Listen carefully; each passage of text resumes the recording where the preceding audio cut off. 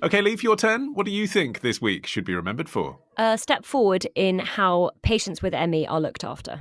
Like on my bad days, I can't walk properly. I can just about get out of bed. Some days I can just about lift my arm up. And do you know when it's coming on? Well, I can usually tell if I'm like doing schoolwork. I'll look at a page and I'll skim over it, and then my lips will just go dry, and then I know I'm going to be in bed for a good while after that. ME sufferer Olivia Cole speaking to ITV's Good Morning Britain back in 2015. What's the story this week, Lee? So doctors and medical students are apparently going to be offered more training as part of a new national strategy that is attempting to improve attitudes to ME and also trust patients with ME more and kind of integrate their personal experience more into the care for people with ME.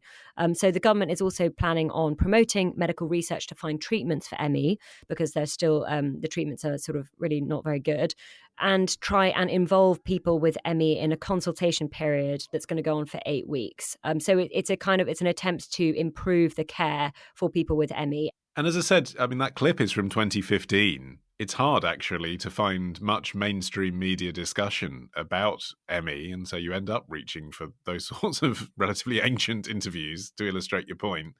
So tell us a little bit about it. What is ME? ME is also known as chronic fatigue syndrome, and it's thought to affect around 240,000 people in England. One of the reasons why we don't hear very much about it is that people with ME tend to drop out of society sometimes. Some of them, cope with it very well, but the symptoms include prolonged fatigue, dizziness, pain, sleep disorders, and sometimes gut issues, and other stuff can come up as well. So if you have it really quite badly, then you might be bedbound, and therefore you're not in the streets with a kind of rash on your face. You'll be too tired sometimes to get out of bed. People who have it really badly have to be tube fed. There was a colleague I used to work with. He had it and had to drop out of work. We still don't know what causes it, but some people get it after they develop glandular fever. Other things also seem to be linked with it, and there is currently no cure. There are just different ways of managing the condition, and some people get better and some people don't. Do you think, Harriet, the fact that there's no cure is one of the reasons why it's slightly swept under the carpet? Because if you're a medic, you want to focus on the things you can cure. You want to talk about the things where you can be proactive. And this is something where everyone's experience is different and difficult. Well, to that, I would say nothing has a cure until it has a cure. Do you know what I mean? That nothing had a cure originally. What surprised me about this story was that it's actually the first government strategy aimed at improving things for people with chronic fatigue syndrome, and that there wasn't specific training for doctors about this condition. So even though there's no cure, it does also seem to be the case that there wasn't necessarily the training or understanding necessary to even treat people without curing it. What also surprised me about this story was that they think there are about 2.4 times as many women affected by it as men. So there does seem to be some implication there that it could be connected with biology in a way that we don't yet understand. But before I came on this podcast, I asked a friend of mine who has chronic fatigue syndrome to describe what it feels like. And I think that what she said is worth hearing. She said, imagine if someone is at the foot of your bed waving a check for £1 million and saying, all you have to do is get up and you have it. Get up and take it, you have £1 million. And people who are exhausted would fight the tiredness to get up and take it. People with chronic fatigue syndrome physically can't. You physically cannot do it. It's not a tiredness that anybody without this condition can understand. And actually, that's kind of the stuff of nightmares, isn't it, Holden? This kind of sense of being locked in from your own body and not being able to properly control and achieve your desires. And yet it doesn't get much attention, even in the pantheon of the kind of things people would talk about being worried about being diagnosed with. It's just slightly invisible. Yeah, and even worse than that, I think it's often been seen as something that isn't entirely real. It's been for a long time, it was referred to as yuppie flu. It sort of came to prominence in the 80s.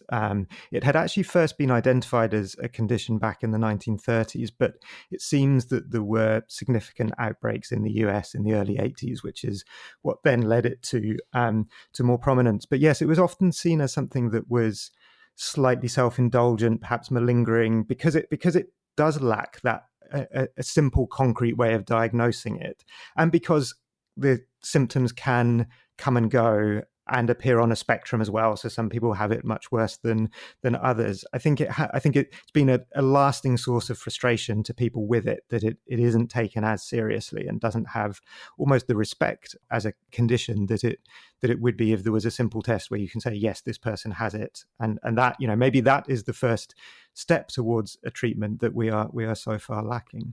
I mean, maybe Dr. Google has a case to answer as well, Leaf, in the sense that, if you've got extreme tiredness or mental fogginess or insomnia or some of these slightly nebulous symptoms, just maybe one of those and occasionally, and you try to self-diagnose, you might think you have ME when maybe a doctor would disagree. It's not that clear cut. Yeah, maybe. I mean, in generally, the stories that I've heard about ME seem to suggest that when you have ME, like you can't get out of bed, as Harriet's described. There was a very tragic story I read about in the Times from a writer called Sean O'Neill, and his daughter Maeve had ME, and she actually died in her age 27 after the illness became completely debilitating.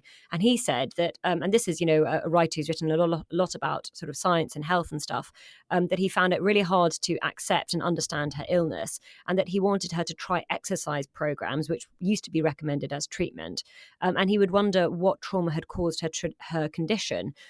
So he says that he sort of believed the medical orthodoxy, and that strained his relationship with his daughter, who has now died. So the medical orthodoxy being that you should try doing a bit of, it used to be try doing a bit of exercise. Isn't it all in your head? I mean, some doctors were better on this than others, and it's really tragic to think of a lot of ME sufferers who've been kind of radically misunderstood by people, partly because of the medical establishment, which hasn't been exactly, helpful, and it has also really stigmatized them. But the isn't it all in your head thing, Harry, it doesn't necessarily have to be stigmatizing, in the sense that, someone who's saying that your mind might be causing a physical reaction isn't dismissing the physical symptoms, are they? They're simply saying, or perhaps they should be simply saying, that our mind and body are so intertwined in complex ways we don't always necessarily understand.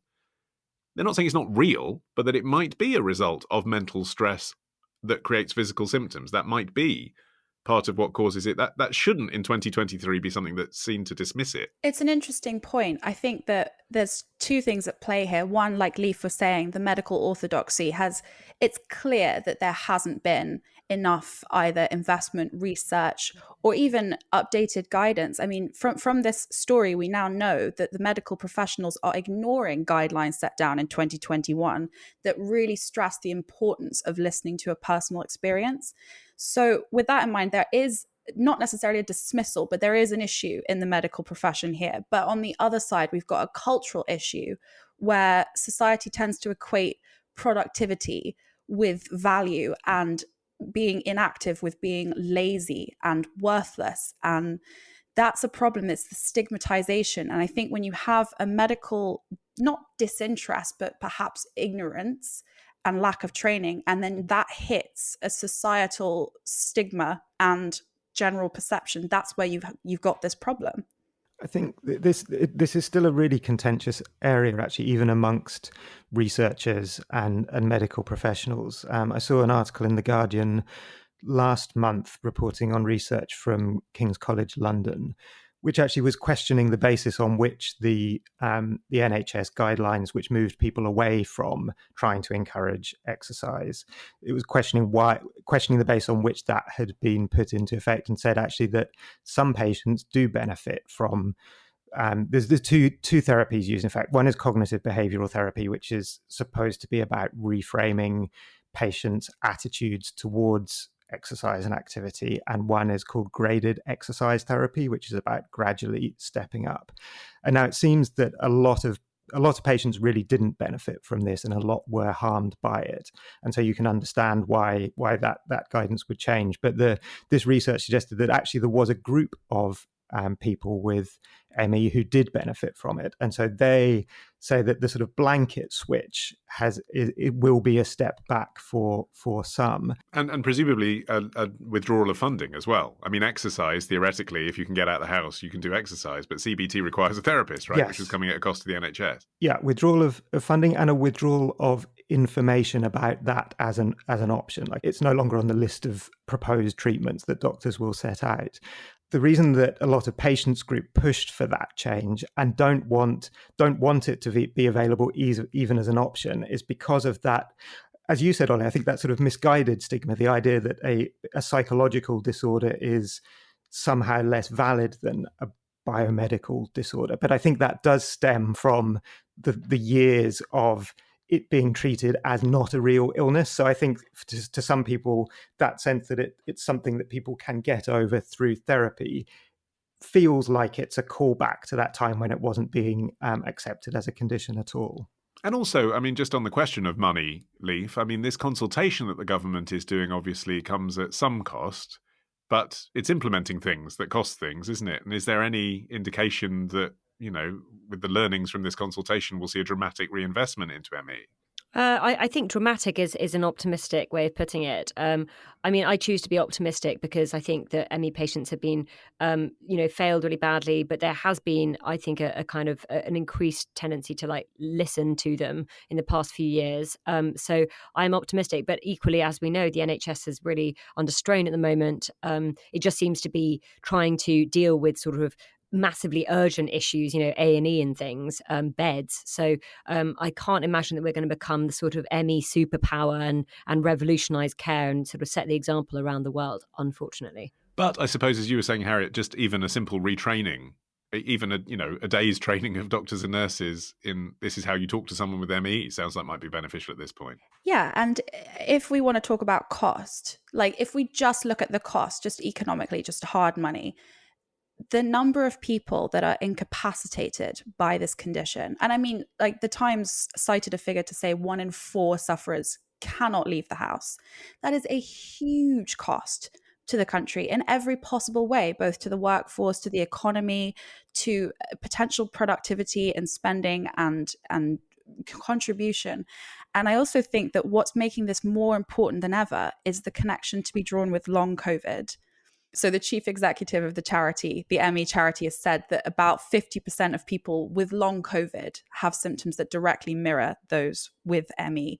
We are really seeing an extraordinary amount of people suffering with long COVID in the country. And it's possible that that number could keep growing, possibly exponentially. We don't know where this is going. So in that sense, this consultation is not going to be particularly expensive. Any rejigging of the priorities, which put an emphasis on listening to patient experience, which anyone with a chronic condition can tell you, they are the expert in their condition, that can only be of net benefit. Yeah, the parallel with long COVID, I think, is a really telling one, and there's both a negative and a positive to that. The negative being that a lot more people have been exposed to COVID over the past 3 years and look set to continue. So that the number of people who run the risk of having this sort of post-viral fatigue is going to increase. But that has brought much more interest and funding and resources to bear on the problem. And in the US, Joe Biden has announced research plans aimed at tackling both long COVID and ME in the past week. And there are other treatments in preliminary stages of research in the US. So I think there is at least some hope that we may start to see development on the treatment and not just the understanding of the condition.